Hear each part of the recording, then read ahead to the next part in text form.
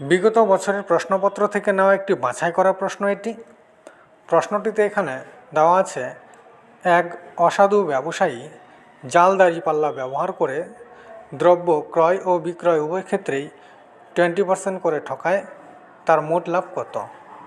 প্রশ্নতে কোনো টাকা পয়সা কোনো কিছু দেওয়া নেই, শুধুমাত্র 20% এই সংখ্যাটি দেওয়া আছে। সংখ্যাটি আমরা 100 এককের উপর ভর করে সমাধান করব। 20% কেনার সময় সে ওজনে বেশি পেয়েছে, তাই ক্রয়ের সময় তার 100 এককের বদলে 120 একক হয়ে যাচ্ছে।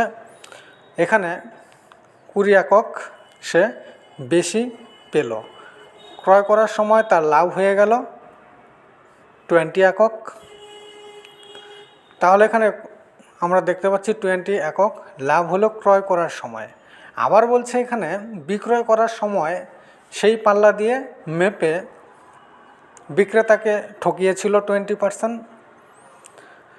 এখানে 20% ঠকিয়েছিল বিক্রয় করার সময়, তাহলে 100 এককে সে 80 একক দ্রব্য দিয়েছিল খদ্দেরকে। 120 এককে খদ্দেরকে সে দিবে। এখানে কাটাকুটি করলে আমরা পাবো এখানে 96, অর্থাৎ 96 ইউনিট সে খদ্দেরকে দিয়েছিল। আমরা এখানে বিক্রয় করার সময় দেখলাম 96 ইউনিট, অর্থাৎ বিক্রয় করার সময় তার লাভের পরিমাণ কত হলো সেটাও আমরা এখন বের করব।